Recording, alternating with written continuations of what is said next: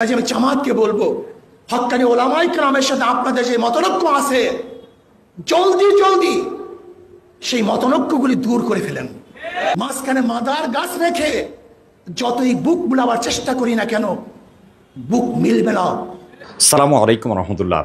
5 আগস্টের দ্বিতীয় স্বাধীনতার পরে বাংলাদেশের সকল রাজনৈতিক দল তাদের মত প্রকাশ করা, তাদের কার্যক্রম পরিচালনা করা বাধাহীনভাবে তারা করছেন।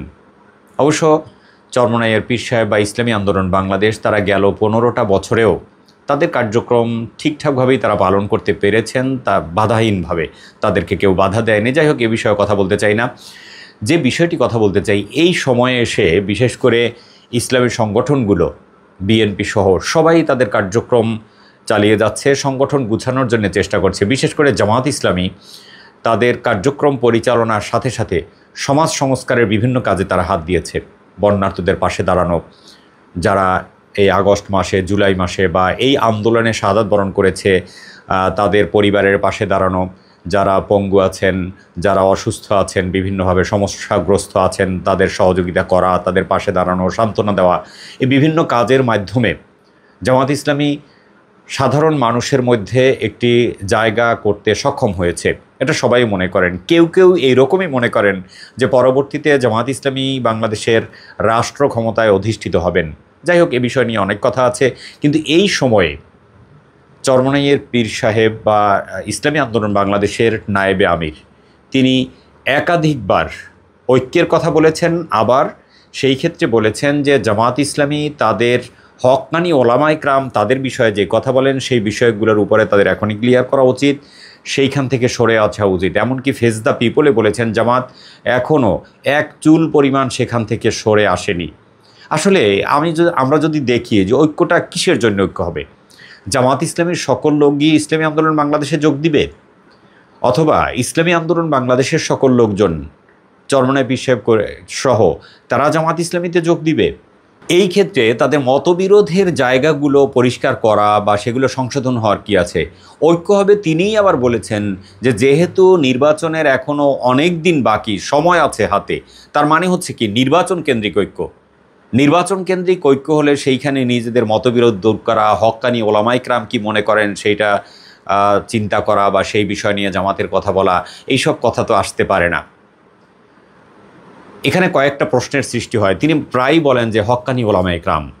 হক্কানি ওলামায়ে কেরাম বলতে কি বোঝা যায়, কাদেরকে তিনি মিন করছেন, এই বিষয়টা তার ক্লিয়ার করা উচিত। যারা জামাত ইসলামীর প্রতিনিয়ত বিরোধিতা করে, দোষ খুঁজে বেড়ায়, একটা পজিটিভ কথা বলে না, তারা হক্কানি ওলামায়ে কেরাম। এই সময়ে এইসব কথাবার্তা কেন? জামাত ইসলামী যখন অগ্রসর হচ্ছে, সাধারণ মানুষের মধ্যে তাদের গ্রহণযোগ্যতা বাড়ছে, বিগত দিনগুলোতে জুলুমের কারণে তাদের প্রতি মানুষের সহানুভূতি বেড়েছে, এই সময় তাদেরকে থামিয়ে দেওয়াই কি মূল উদ্দেশ্য? আমার পরিচিত একজন, যিনি বাংলাদেশ নিয়ে চিন্তা করেন, পড়াশোনা করেন, গবেষণামূলক কাজ করেন, তিনি আমাকে বলতেছিলেন যে দেখেন, ইসলামী আন্দোলন বাংলাদেশকে দাঁড় করানোই হয়েছে জামাত ইসলামীর বিকল্প হিসাবে। যাই হোক, আমি এই কথা বিশ্বাসও করতে চাই না, ইসলামী আন্দোলন তাদের মতো কাজ করছে, কিন্তু তার কথা মাঝে মাঝে মনে হয় সত্য। না হলে এই সময়ে এসে, যে সময় ঐক্য দরকার, যে সময় বিভেদ ভুলে যাওয়া দরকার, যে সময় মানুষের পাশে দাঁড়ানো দরকার, দেশকে স্বাধীনতার উপরে টিকে থাকা দরকার, দেশের স্বাধীনতা সার্বভৌমত্ব নিয়ে চিন্তা করা দরকার, সেই সময় এইসব কথা কেন? এরপরে কিসের ভিত্তিতে ঐক্য হবে? নির্বাচনে কারা কয়টা আসন পেয়েছে, কোথায় পেয়েছে না পেয়েছে, যেমন বিএনপির সাথে জামাত ইসলামীর ঐক্য ছিল, নির্বাচনী ঐক্য ছিল, যেই নির্বাচনী ঐক্যতে কার কোথায় ভালো অবস্থান আছে, সেই সব জায়গায় কে কোথায় বিগত দিনে আসন পেয়েছে, কয়টা আসন পেয়েছে, নানান দিক বিবেচনা করে তারপরে আসন ভাগাভাগি হয়। ইসলামী আন্দোলন বাংলাদেশের সাথে জামাত ইসলামী কিসের ভিত্তিতে, বা জামাত ইসলামীর সাথে ইসলামী আন্দোলন বাংলাদেশ কিসের ভিত্তিতে দর কষাকষি করবে? আমি অন্যান্য ইসলামী আন্দোলন বাদই দিলাম, কারণ বাংলাদেশে ইসলামী আন্দোলন বাংলাদেশ এখন পর্যন্ত সকল নির্বাচনে তাদের জন্ম থেকে এই পর্যন্ত কতটা আসন পেয়েছে, এবং জামাত ইসলামী এ যাবৎকালে কতটা আসন পেয়েছে, কোথায় পেয়েছে, কত ভোট পেয়েছে, সেইটা যদি ধরা হয় তাহলে দেখা যাবে ইসলামী আন্দোলন তো তেমন কোনো আসনই কোথাও পায়নি, খুবই সামান্য দুই একটা। তার ভিত্তিতে আসন ভাগাভাগি কি ইসলামী আন্দোলন বাংলাদেশ নিয়ে মেনে নিবে? আর যদি এটা মনে করা হয় যে জনসভা মিছিল, বড় বড় প্রোগ্রাম বা মাহফিলের ভিত্তিতে এইগুলো বিবেচনা করে তারপরে আসন ভাগাভাগি হবে। মাহফিল, বড় বড় মিছিল এবং বড় বড় জনসভা এগুলা ভোট নির্ধারণ করে না। বাংলাদেশে এর ভিত্তিতে ভোট পায় না। সম্মানিত নায়েবে আমির ফেস দ্য পিপলের উপস্থাপকের এক প্রশ্নের কারণে তিনি বলেছেন যে আমরা এগুলো এখনই সমাধান করতে চাই কারণ ক্ষমতায় গিয়ে, রাষ্ট্র ক্ষমতায় গিয়ে জামাত তাদের আকীদা মানুষের উপরে চাপিয়ে দিবে, এই কারণে এগুলো সংশোধন করতে চাই। মানুষ কি, বাংলাদেশের মানুষ কি এতই বোকা যে জামাত ইসলামী যা চাপিয়ে দিবে তাই মেনে নিবে?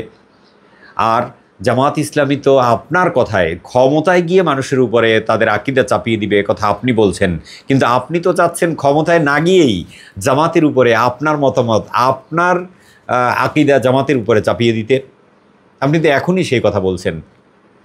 এই মুহূর্তে এই বিভেদ কেন? বাংলাদেশ কি এখনও নিরাপদ? প্রত্যেকটা সেক্টরে সরকারের কাজ করতে কষ্ট হচ্ছে। বিদ্যুৎ সেক্টর, প্রশাসন, পুলিশ বিভাগ, সব জায়গায় ঘাটে ঘাটে তারা প্রতিবন্ধকতার শিকার হচ্ছেন। পাশের দেশ আমাদের উপরে প্রত্যেকটা মুহূর্তে চোখ রাঙিয়ে যাচ্ছেন, বিভিন্ন রকম অসহযোগিতা করছেন। তাদের গোয়েন্দা সংস্থা আমরা যেটা শুনি, নানান রকম ষড়যন্ত্রে লিপ্ত। দেশের ভিতরে এরকম অভাব নেই।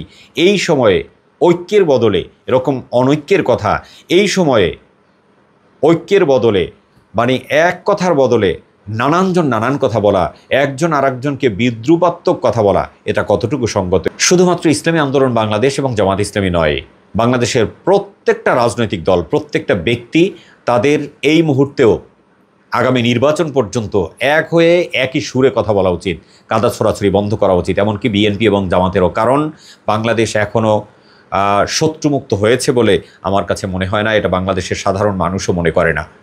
আমার, আপনার বা আমাদের প্রত্যেকটা মানুষের রাজনৈতিক দলগুলোর মতবিরোধ শত্রুদেরকেই সহযোগিতা করবে। সর্বশেষ যে কথা বলতে চাই, ইসলামী আন্দোলন বাংলাদেশের সম্মানিত নায়েবে আমির তিনি যেই বারবার একই কথা বলেন যে হক্কানি ওলামায়ে কেরামের মতবিরোধ জামাতের দেখা উচিত, বা মাদার গাছটা রেখে তো ঐক্য হতে পারে না, সাধারণ মানুষ এতে বিভ্রান্ত হয়। যারা বাংলাদেশের ঐক্য চায়, ইসলামী আন্দোলনের লোকজনকে যারা পছন্দ করে, ইসলাম নিয়ে ভাবে, তাদের মধ্যে সাধারণ যারা আছে তাদের মধ্যে একটা চিন্তার সৃষ্টি হয় যে আসলে জামাত ইসলামের আকীদা এত খারাপ কি, কোথায় কি আছে? নিশ্চয়ই এমন কিছু আছে যে বড় একটা মাদার গাছ, কিছু আসলে ওই রকম বড় কিছু কি আছে? ওই রকম একই হওয়া যাবে না, তাদের সাথে বসা যাবে না, কথা বলা যাবে না, জোট করা যাবে না, এমন কি থাকতে পারে? সাধারণ মানুষ এতে বিভ্রান্ত হয়। এরকম বিভ্রান্তিমূলক কথাবার্তা থেকে আমাদের ফিরে থাকা উচিত। আল্লাহ তাআলা রব্বুল আলামিন আমাদেরকে সবাইকে বাংলাদেশের স্বাধীনতার সার্বভৌমত্ব রক্ষার জন্য একসাথে কাজ করার তৌফিক দান করুন। আমাদেরকে সংঘবদ্ধভাবে ইসলামের রজ্জুকে ধারণ করার তৌফিক দান করুন। আমিন। আসসালামু আলাইকুম ওয়া রাহমাতুল্লাহি ওয়া বারাকাতুহু।